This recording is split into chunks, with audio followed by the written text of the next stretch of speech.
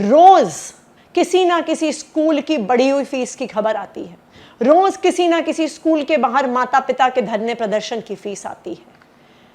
चाहे रुक्मिणी देवी स्कूल हो, Greenfield public school हो, ITL पब्लिक स्कूल हो, Saint Angel senior secondary school हो, चाहे रोहिणी में लांसर्स कॉन्वेंट हो, ये तो कुछ ही उदाहरण हैं स्कूलों के जिन्होंने अपनी फीस बढ़ाई है। रोज सोशल मीडिया पे लोग हमें टैग कर रहे हैं, ईमेल लिख रहे हैं, फोन कर रहे हैं।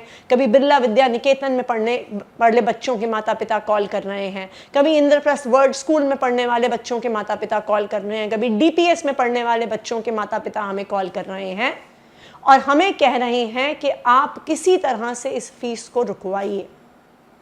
हम तो विपक्ष में हैं, हमें क्यों कह रहे हैं? क्योंकि उनको भरोसा नहीं है कि भारतीय जनता पार्टी की दिल्ली सरकार इन प्राइवेट स्कूलों पर लगाम लगाएगी। आज मैं दिल्ली की मुख्यमंत्री रेखा गुप्ता जी को कहना चाहती हूं कि दिल्ली में हर जगह हाहाकार मची हुई है और अगर भारतीय जनता पार्टी की इन प्राइवेट स्कूलों से साठगांठ नहीं है तो आप आज ही आदेश पारित कीजिए कि ये बढ़ी हुई फीस माता पिता को नहीं देनी है और आज से ही इस फीस पर रोक लगाई जाए। तुरंत सब स्कूल जो अपनी फीस बढ़ा रहे हैं उनका ऑडिट करवाया जाए और ऑडिट होने के बाद ही किसी भी स्कूल को अपनी फीस बढ़ाने का और बढ़ी हुई फीस माता पिता से लेने का अधिकार दिया जाए। तो हमारी भारतीय जनता पार्टी की दिल्ली सरकार से 3 मांगे हैं।